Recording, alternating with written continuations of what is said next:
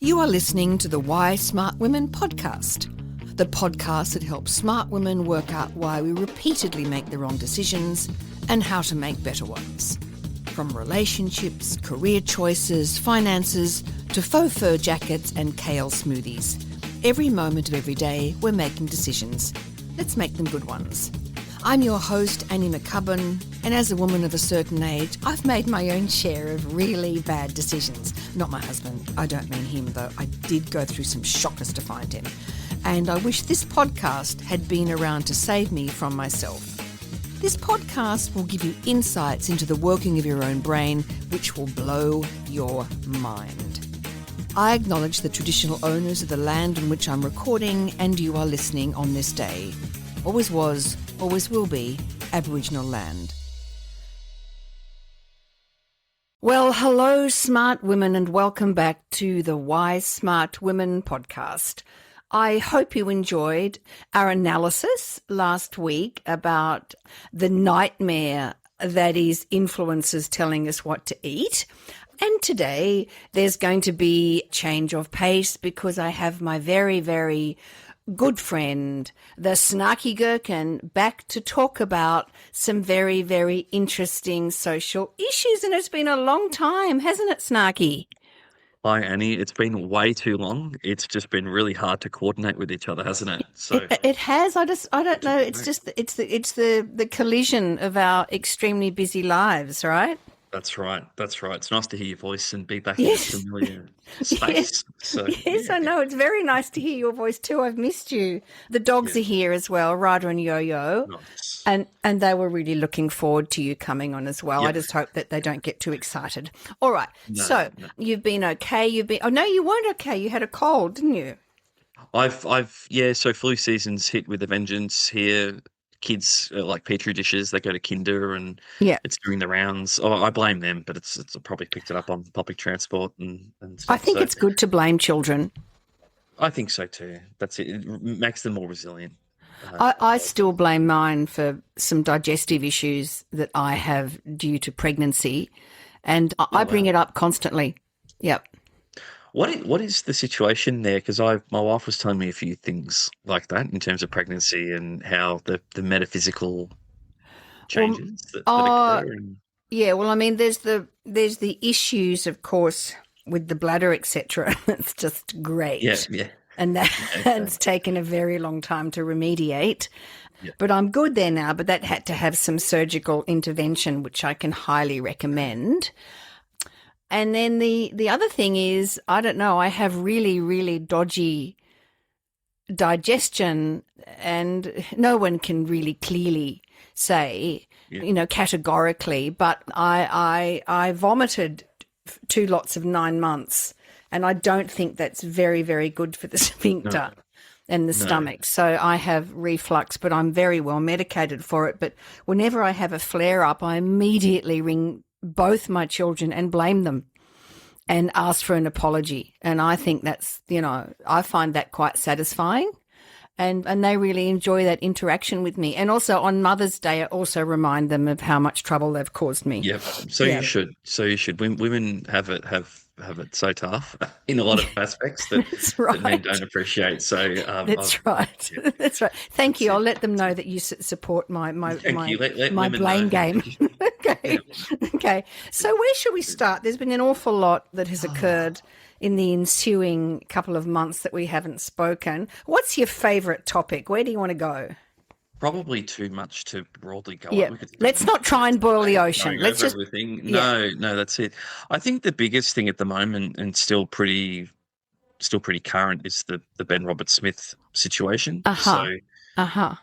It's just a sad situation across the entire board, but there's also been in some ways some encouraging signs, like the institutions are doing what institutions should do. They're not necessarily, they don't appear to be being influenced by one way or the other. What do you mean by institutions? Unpack that? What do you mean? As in institutions, as in the legal process. Oh, yeah. It's at the very cusp of it, and it's probably going to take years to work through. Yeah. But it doesn't appear to be, despite his influence in various forms of government thereabouts, the legal process is doing what it does, and he has the presumption of innocence, which doesn't mean we ignore the allegations that have occurred, but the the process is ticking along, and we need to allow that process to run its course. But I was reading recently about just an aspect of it about Andrew Hastie, and just trying to Do you want to understand just the tell for our situation. international Yeah, listeners who is Andrew Hastie? And maybe you'd better just for our international listeners, maybe just can you just briefly explain Ben Roberts-Smith and Andrew Hastie, because it's interesting. Do you yeah, mind? yeah, sure. So Ben Roberts-Smith was he's quite internationally well known. Certainly in the UK, he's well known. He's there. He was there a lot for a lot of ceremonial things. But he was a Victoria Cross recipient, the first Victoria Cross recipient in a long time. It definitely Yep. been a number of decades. It probably could have been more for his actions in Afghanistan.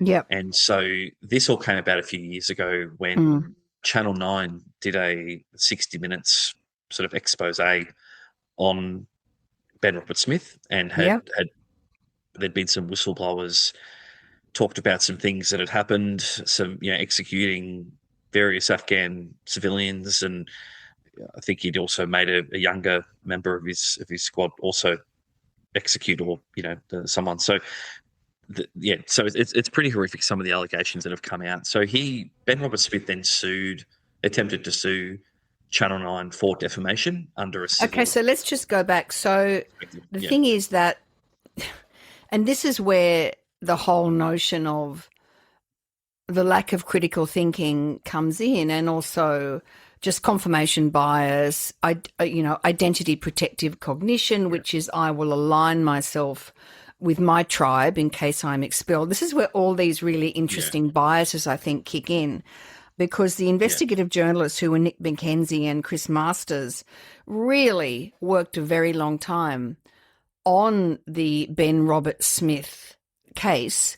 And of course, the accusations are coming from other members of the military. They're not coming from Afghanis. They're coming from his cohort. And that seems to be one of the whistleblowers is in jail as well, isn't he? I think for that. I think that's right. I think that's right. So it's not like you've got this idea of this sort of soldier, in the fog of war, and which is what the right wing and what the cookers are implying, that he was in the fog of war, and isn't that what we'd all do? Well, no, we wouldn't. They weren't in the fog of war, and these murdered Afghanis were non-combatants, correct? That's right. I mean, I think there's a lot of layers to it. I've consulted with some family members who were quite senior in the Australian Defence Force in various, Navy, Air Force, etc. So they've given me some interesting food for thought, some different perspectives on it. They don't necessarily disagree with what I've said to date. I mean, I've not been a loud sort of, advocate one way or the other, but just sort of trying to understand the situation as a whole. But I think one of my family members made a really good point, is that, so I think one of the instances where this came about is in the wake of a coalition base being attacked. So there was Australia was involved in a training program, so trying to train up Afghani forces. So this is in Afghanistan. This is in Afghanistan, and so they were in a coalition base, and they've opened fire on Australian, and I think there was a British soldier that was killed as well. And so you could say it was a turncoat sort of situation. And so in the wake of that, I think that with those initial attacks, some of those members got away, and so they sent out Roberts-Smith and his squad to find them, essentially. And so it was a door kicking in exercise, dragging people out, questioning. And so a family member has raised to me that he should not have been sent out in the wake of that, in the heat of that moment. There's a structure, there's a chain of command, and but by all means, I'm not saying they shouldn't have tried to hunt down these people, and or prosecute them with security forces and whatnot. But I think it was a real hothead moment, and an highly intense and highly emotional moment to allow them to go based on the way that it's been explained to me. So Yeah, interesting. we don't need to go into Interesting details. perspective. Yeah. Yeah. So we don't need to go into details as to what happened, but there's various allegations of people being dragged out into fields and shot. There was an amputee, a bit of a sickening sort of a bit of a story there, but so the whole thing was tremendously disappointing. So Ben Roberts-Smith has denied this. He has then tried to sue Channel 9 for defamation. And lost. And lost, yeah. So there was then 21 members of the Defence Force. A lot of them were ex and current SAS members. 21 of them were subpoenaed to give evidence. And the court found that on the balance of probability, he probably did do it. And so that didn't carry with it necessarily any criminal ramifications at that time because it was a civil proceeding based on defamation. Yeah. But it was that subpoenaed evidence that has then now triggered this criminal proceedings. Just to clarify as well, people have asked why is it so public, or why isn't it the military police are dealing with this? The military police only deal with active and current members of the ADF. They don't deal with Interesting. So it's not a public spectacle, or it's and that's one of the allegations that's been made. It should just be dealt with quietly by the military police, military court martial, but it's not how the Australian and it is the first time that the Australian judicial system has tried war crimes. This is the first time in our history. Yeah. And I do know people personally who are involved in this process, and it's going to be a good 5-year process. Okay. And I had said to one of my friends, excuse me a second. Sorry, Snarky. Ryder, stop. Yo, stop. So relaxing podcasting with 2 gigantic Broodles in the room. And he was, so my friend, because I said this must be difficult in the face of the sort of the right-wing backlash. And my friend said, no, not at all. Makes no difference. We don't care. It's been pretty underwhelming, the right wing backlash, and I think most, again, even my family members who I've consulted with and spoken with, and the few veterans that I do know, they're broadly of the view that the process needs to take its place, and that's it. They're not. There was a snap protest in favour of Ben Roberts-Smith. Who was it? Beck Freedom who ran that? Yeah, it was Beck Freedom adjacent. We've talked to death about March for Australia and Put Australia First. It was that adjacent group that had organised it. There was barely 20 people show up. Oh, it was a really emotive time. It was the day after Anzac Day, so emotions were high. Oh, hang on. Was that who was behind the booing? That was Beck Freedom, wasn't it? The booing at Anzac, same group. Yeah. Can you explain to me, because I don't know, what are they actually booing? Okay, so for everybody who doesn't live in Australia, we have our Anzac Day here where there's very sombre ceremonies, and there's a small group of what we call cookers who turned up at these very sombre dawn ceremonies and booed. And they're booing the Welcome to Country, correct? They are. It started, the first event first time they did it was last year, and the media attention that garnered was immense. And so for me, in my perspective, it's purely an attention-seeking exercise. It does actively recruit new people for these idiot groups. It then becomes a part of the zeitgeist where we start talking about Welcome to Countries more broadly. Politicians come out on all sides. There's a range of views between maybe it's a bit overkill, the Welcome to Country as a whole, or, that it should be. Now, I think in the context of the Anzac Day service, I think it's a beautiful thing that's done. It's not. So the Welcome to Country is by our Indigenous communities do a Welcome to Country. Many of them are veterans themselves. Yeah, exactly. And both in the Melbourne and Sydney instances, both of them were veterans, and the the chap down in Melbourne, he served in Afghanistan. He even got a French civilian medal for his contributions to what he'd done in overseas. So he's quite they're both well put together people, and I think in the context of the Anzac Day, it is extending their culture. It is extending their connection to land to everyone that's there. It's not a divisive thing. No, it's not. I get in a corporate space, like that people, have opinions about it here and there, but it is the whole Anzac Dawn service is a ceremony. It's a time for reflection, and it doesn't, it's very non-offensive, and it's beautiful in a lot of other respects as well. So I don't find and veterans will tell you that too. Absolutely. So, I mean, I obviously spend a fair portion of my life in corporate settings.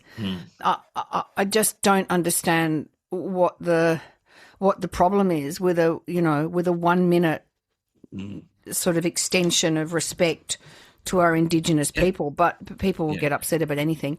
So very broadly, they don't think that there should be a welcome to country. I'm just trying to get my head around it because it's our country. Is that the thinking? We're already here. So they're very open now, like especially in their chat groups. They are for white Australia only.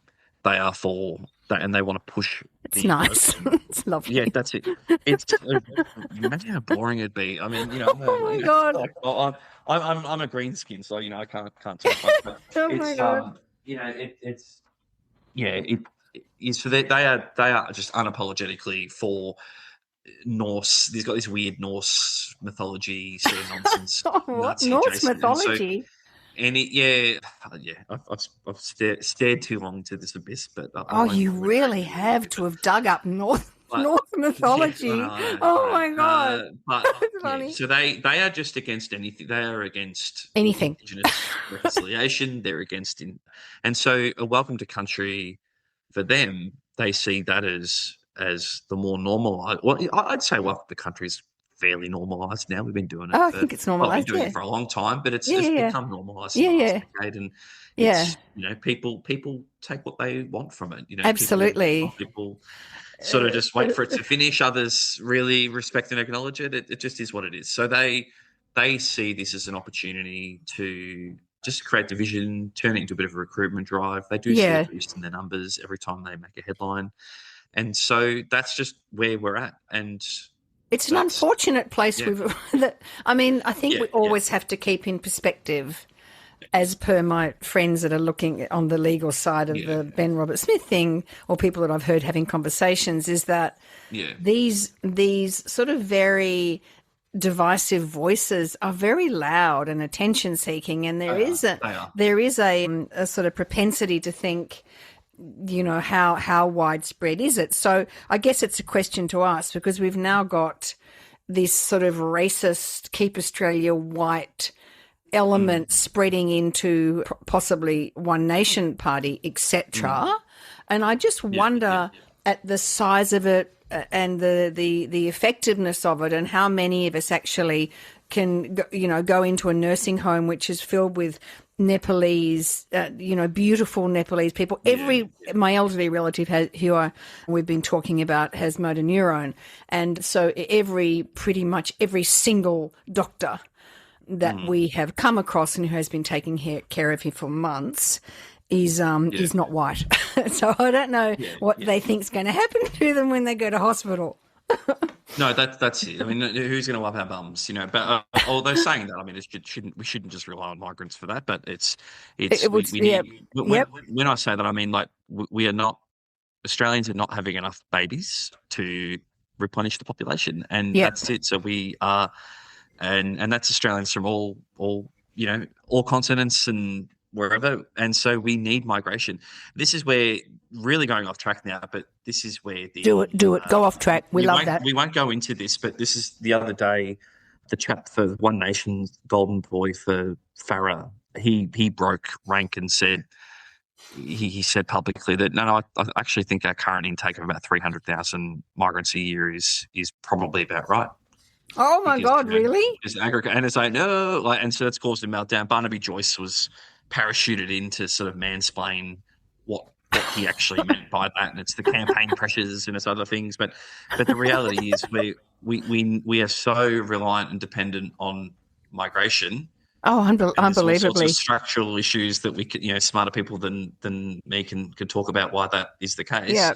It's not vaccines, by the way, but it's issues with childcare and housing affordability and things. But anyway, so this notion of that. Sorry, so just this repeated cry I hear from anybody who's sort of got a voice on social media or is near a microphone from the right is this notion of mass migration. It just won't seem to die, even though it's a complete furphy, right? Yeah, it doesn't meet the definition of mass migration. We saw a bit of a post-COVID bump, but that was just the backlog of people that had been waiting to come into Australia. Mm-hmm. It's pretty much stabilised now, and that's that. So just dialing back a bit. So the day after Anzac Day, there was a snap rally. Ben Roberts-Smith, I don't know. I don't think you're going to be listening to this or taking advice from a cartoon gherkin. But if you are, I'd strongly encourage you to ask your family, your mum in particular, to stay out of it, because she endorsed this group, the worst dregs of society. Well, sorry, let me back up a bit. This group claims Ben Roberts-Smith's mother had given permission for them. She had endorsed it. Oof. So that's whether that is actually happened. I don't know. Is this the Beck Freedom Group? Is this the group the Beck Freedom Group? The Beck Freedom, who's a leader, everybody, of a strong... That's it. What do we call them now? Just if we can't... well, they're cookers to us. They're just cookers. They're just cookers, yeah. She's a cookers, head of a cooker, yeah. And she had endorsed them. Oofed. Well, this group claims that Ben Roberts-Smith's mother had endorsed them, so I don't have evidence for that. It is... Yeah, it is being alleged by or claimed by March for Australia that Ben Roberts-Smith's mum had endorsed it. So, but point remains, if she didn't endorse it, it's definitely worth coming out to say, no, I didn't. I mean, she can't get involved in every little, every time her name's invoked. But just sort of going back to that topic, we're sort of chatting off air about Andrew Hastie. Oh, yeah. And you were going to explain who Andrew Hastie is, please.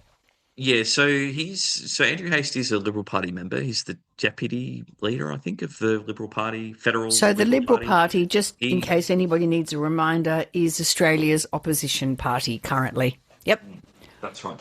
Yep. So he was also in the SAS. So he was a captain in the SAS, and he served with Ben Roberts-Smith, and so he was subpoenaed to come and give evidence in the defamation trial against them, and so. I just putting myself in Andrew Hastie's shoes, and I've got a lot of criticisms of his politics, and I don't necessarily, I'm not on board with a lot of his platform, but I do sort of empathise somewhat with his position, because if you think about it, so he testified against Ben Roberts-Smith and gave evidence as to what he saw, and it didn't go well, right? And so, hang on, what do you mean it didn't go well? Oh, sorry, it didn't go well for Ben Roberts-Smith.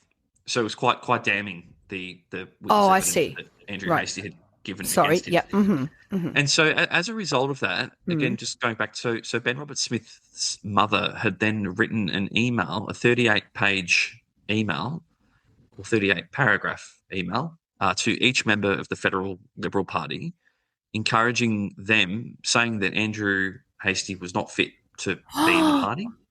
Is not fit to lead the party, because at this time, there was a leadership. When was this that happened? This was last year. So when there was all talk about, Susan Lee and all right. Just to back up. So Susan Lee was the federal leader of the Liberal Party, but then she got bumped for Angus Taylor, and that was back in when. Because she's left the parliament, hasn't she? Can't recall now. I can't either. That's right, because all this happened with Ben Roberts-Smith. The business about him being arrested off the plane, that was only 6 weeks ago, wasn't it? That's it. Yeah, so, but this is prior to that. So that's right. So she had written. So the amount of pressure. So and even the political pressure within the party would have been immense for him. It just would have been so much easier. Like he had nothing to gain and a lot to lose by giving this evidence Yeah, against absolutely. his former SAS colleague. The Absolutely. party that he was a part of All is credit to very him. very staunch, pro like pro forces and this and that. So there would have been some internal pressure to not have done that. The party's then has then received correspondence from Ben Robert Smith's mother, who they hold in high regard, saying that he's not fit and he shouldn't be leader of the party, and whether that ultimately influenced whether he was elected leader of the party, who knows. He's gone against, to some extent, arguably his former SAS colleagues. Now, I don't actually think that there is a big veteran contingency that is blindly supporting Ben Robert Smith. I think it's made out of the media that is the case. I think, again, a lot of veterans I've spoken to and know have said you just need to let the process play out. If that's what he's done, then he needs to bear the consequences. Yeah. So there isn't a segment though that I can think of within Andrew Hastie's world where he would benefit from making this up, making it. No. It would have just been so much easier and compelling for him. Now, you can't ignore being subpoenaed. He would have had to have gone. Yeah. But it would have just made his life so much easier just to say, I don't recall. I don't remember. Yeah. And isn't that interesting? I was just going to say, it's like with everything, we all of us, even those of us that, try and get our cognitive biases, have some analysis about our cognitive biases. And you've got someone like Andrew Hastie, and he is more complex than you would give him credit for. We think of people in broad brushstrokes because that's the way our brains work. But I'm in admiration of the fact, I don't agree with his politics, but I'm definitely admire him for standing up and adhering to his principles, right? That's it. So he is at least principled, and I think maybe that's telling in itself in terms of, thinking about a verdict on this. What's the benefit of these 21? There's a bit of these 21 former SAS soldiers coming out. It's got to be more than we just didn't like, Ben Robert Smith because he was a hot shot. No. A lot of these people have other careers now. They have lives. Yeah. They have families. They don't want to be dragged into this, and they will be dragged into it again to for years. It's going to be it's going to be for years. Yeah. And their cross-examination will now be cross-examined because they will say during the exactly they're going to be grilled during the civil procedure. You said this, and now you've said it. There's a slight difference because it was 3 years ago, and memory blurs. So it's. I just think it's really tough. I just want to highlight that people make up their own verdict. It's a really good point. People need to let the process do its thing. But there is a conspiracy about that, this is all just it's inner city journos trying to make names for themselves. And we're back at the latte sippers, are we? Yeah, back at the latte sippers. The soy boys, they're paying What's off with the soy thing? Can I just discuss with you while we're here? What is this thing about soy? Because it's back to that Norse thing, right? Where it's like the diet is like milk and meat, and that's what strong men eat and live on. And it's only if you can't handle milk, cow milk or ox milk or whatever, then you're not as manly. Apparently, I'm not. And that's the issue with soy. And it's a dainty plant drink that. That's the way they sort of see it.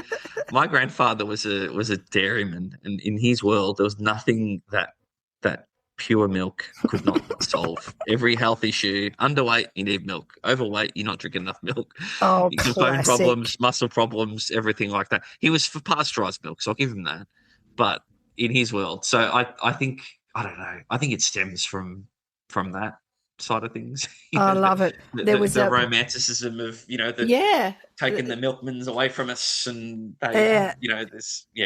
So that's the conspiracy and there are some interesting sort of setups or situations at the moment where some witness statements they are taking from Afghanistan. I mean, Afghanistan, as we know, is a complete failed sort of disaster. It's a disaster. And so some people have rightly said, if I'm going to put my neck out here and I want some protection, I want some.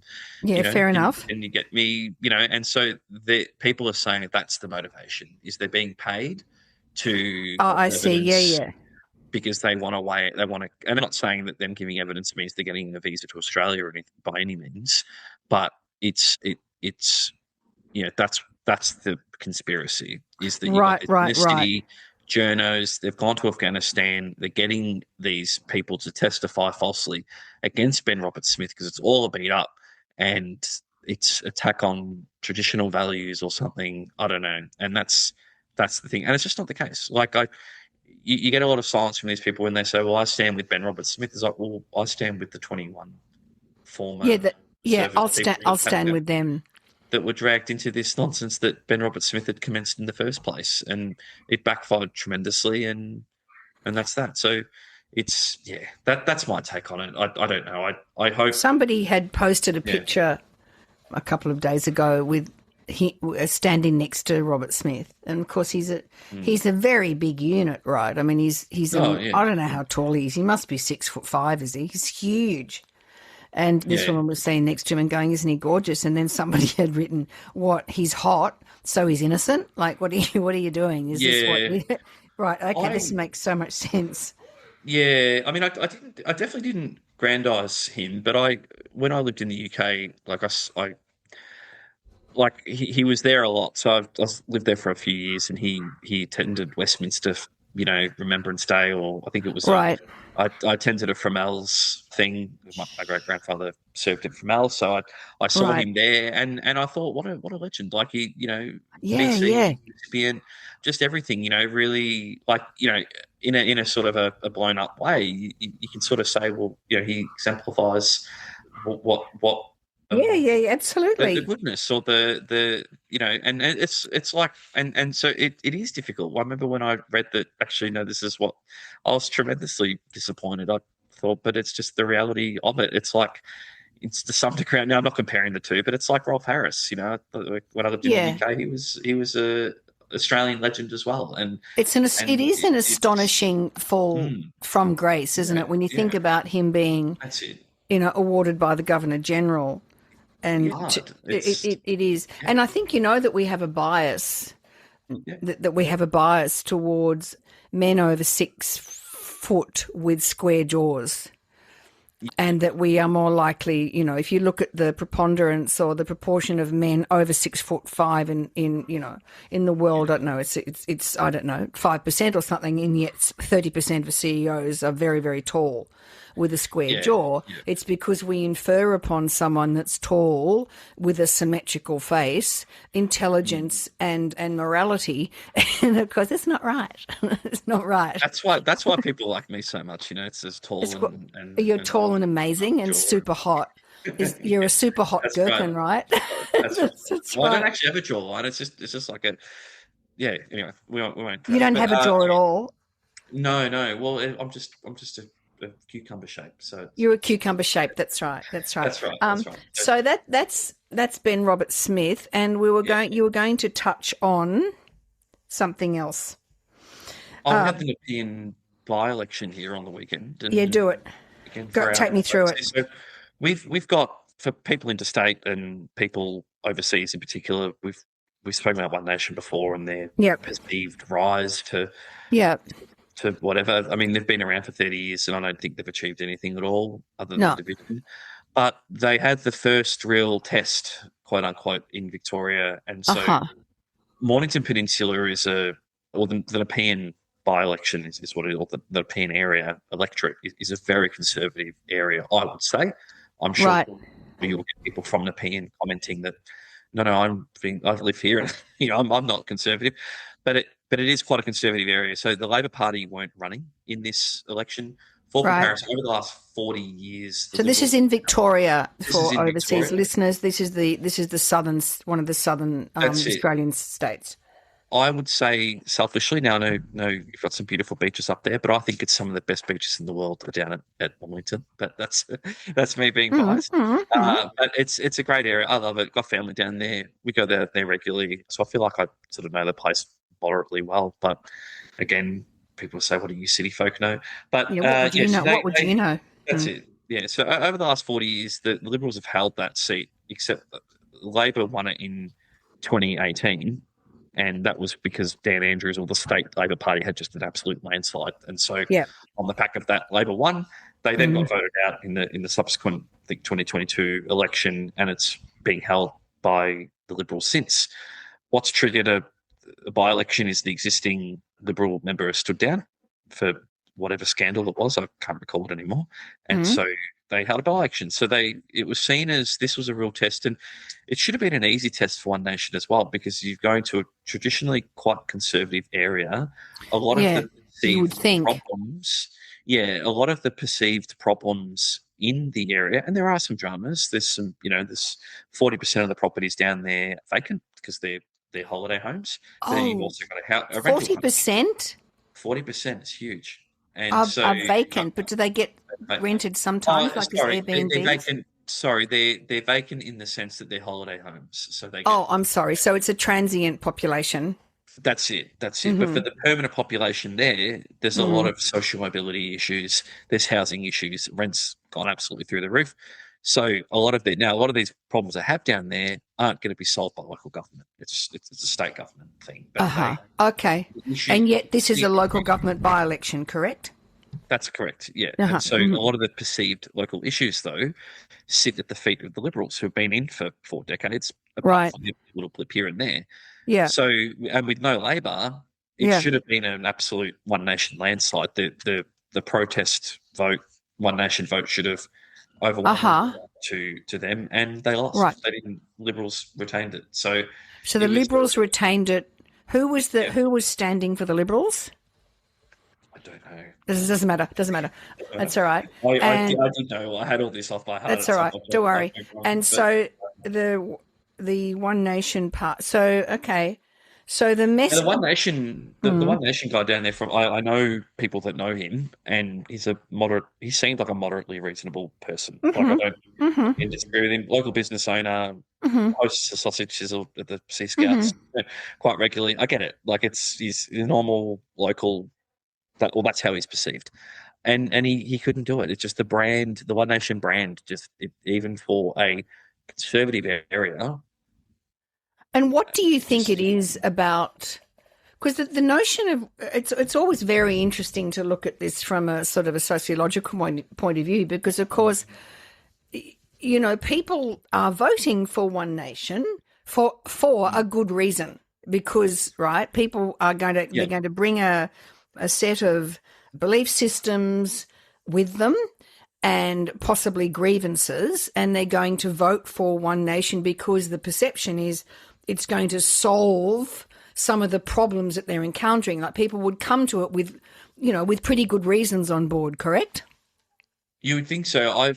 I've done a bit of a Louis Theroux though, and tried to embed myself in various One Nation communities and have genuine good faith dialogue with them. Yeah. And I'm yet to have heard a articulated reason why, i.e. in what has One Nation done, or what do you perceive that they will do based on a actual policy?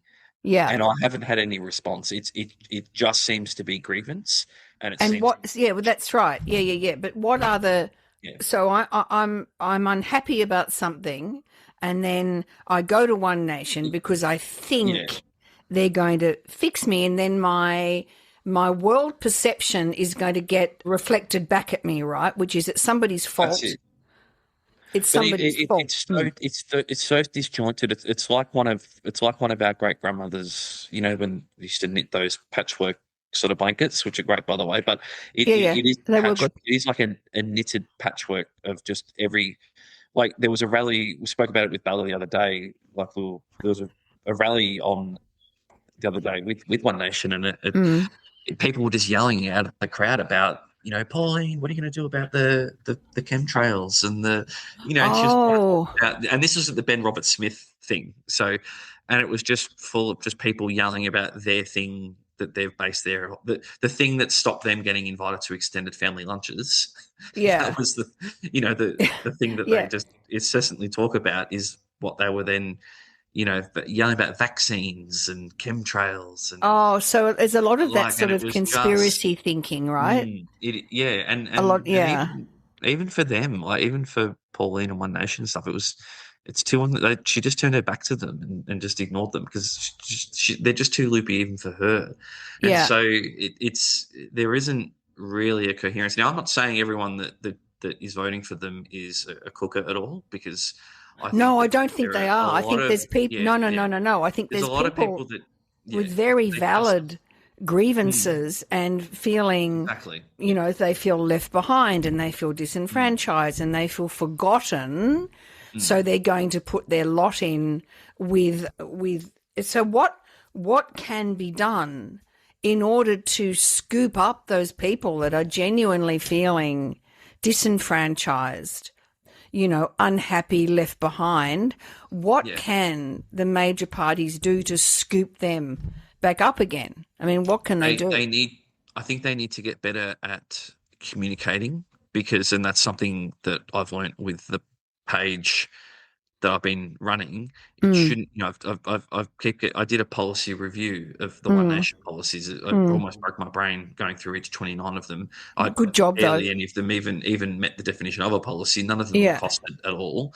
Yeah. But you shouldn't have had a cartoon pickle doing this.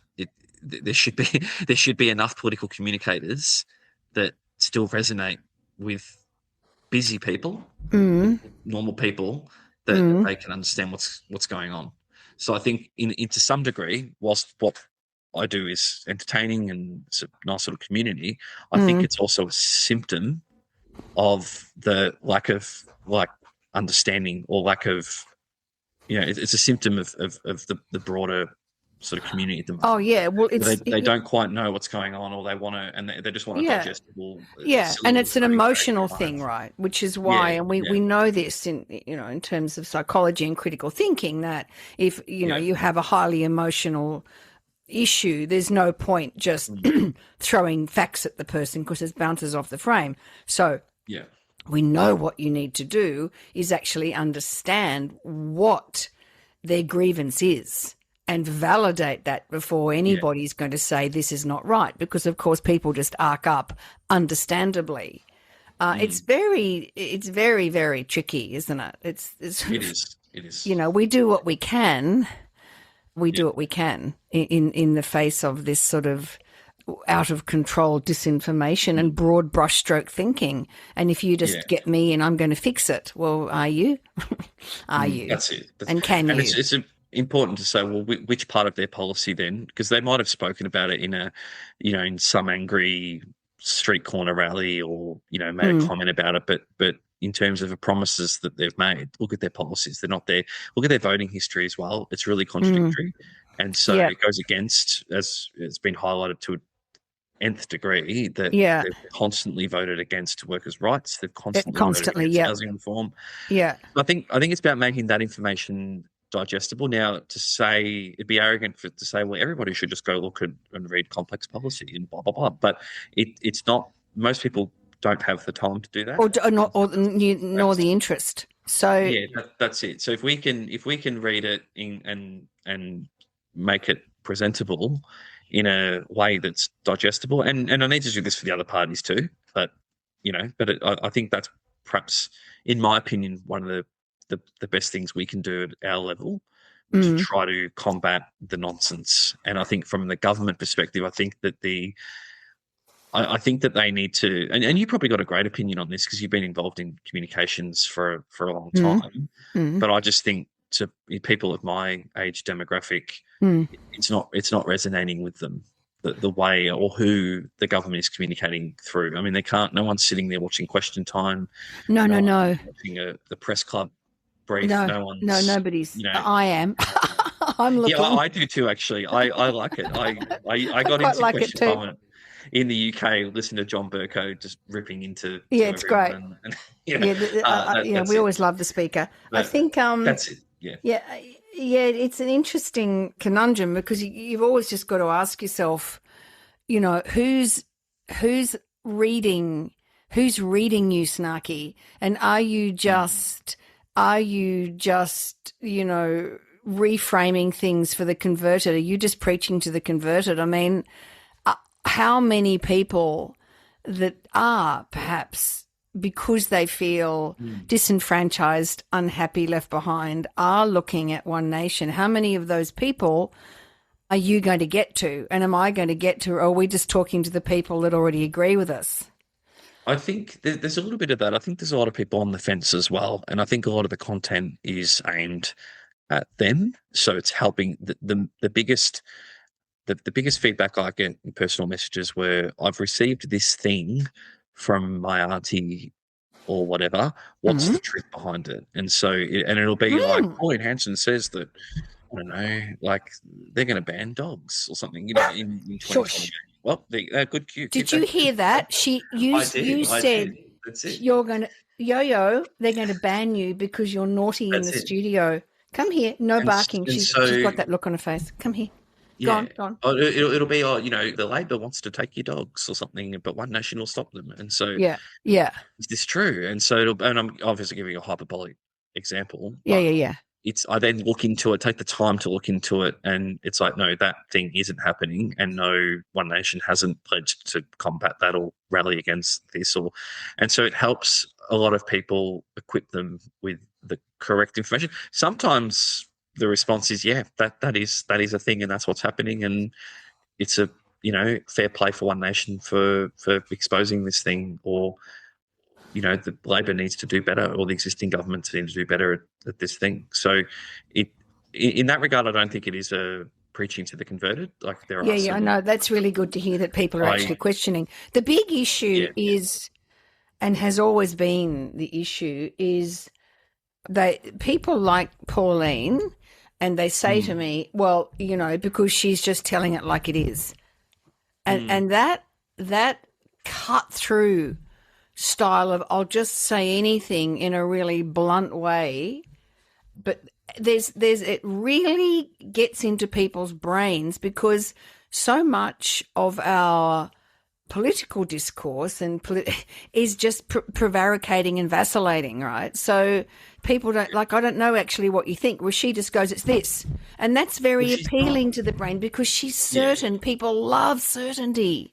Simple solutions. Yeah. Issues are very appealing. I don't think she's by any means a good communicator. No, doesn't matter though. Doesn't seem to matter, does it? Communicate. Yeah, she does communicate though, and it goes back to the other piece. Is that saying before? I think the broad communication piece is lacking from the major parties, and they are there's so much policy and there's so much big parts that they don't want to be caught unawares and say something that's not correct. And so I think they avoid where Pauline will be at a public rally and just start say stuff. And matter. It's like, there's the stuff, and she's very certain. And of course, the truth for anything, as we know, is complex and nuanced. I mean, it just is. The world is not a simple place to try and understand. It's not calibrated that way, and yet it's not.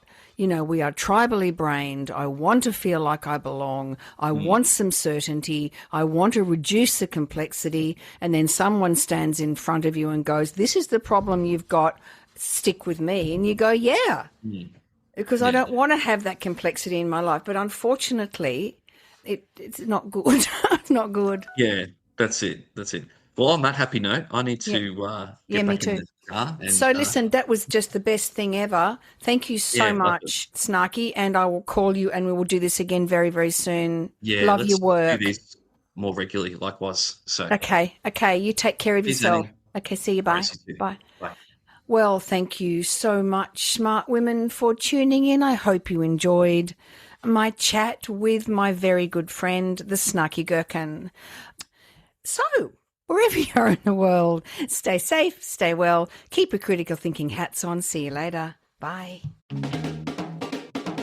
Thanks for tuning in to Why Smart Women with me, Annie McCubbin. I hope today's episode has ignited your curiosity and left you feeling inspired by my anti-motivational style. Join me next time as we continue to unravel the fascinating layers of our brains and develop ways to sort out the fact from the fiction and the over 6,000 thoughts we have in the course of every day. Remember, intelligence isn't enough. You can be as smart as paint, but it's not just about what you know, it's about how you think And in all this talk of whether or not you can trust your gut, if you ever feel unsafe, whether it's in the street, at work, in a car park, in a bar, or in your own home, please respect that gut feeling. Staying safe needs to be our primary objective. We can build better lives, but we have to stay safe to do that. And don't forget to subscribe, rate and review the podcast and share it with your fellow smart women and allies. Together, we're hopefully reshaping the narrative around women and making better decisions. So until next time, stay sharp, stay savvy, and keep your critical thinking hat shiny. This is Annie McCubbin signing off from Why Smart Women. See you later. This episode was produced by Harrison Hess. It was executive produced and written by me, Annie McCubbin.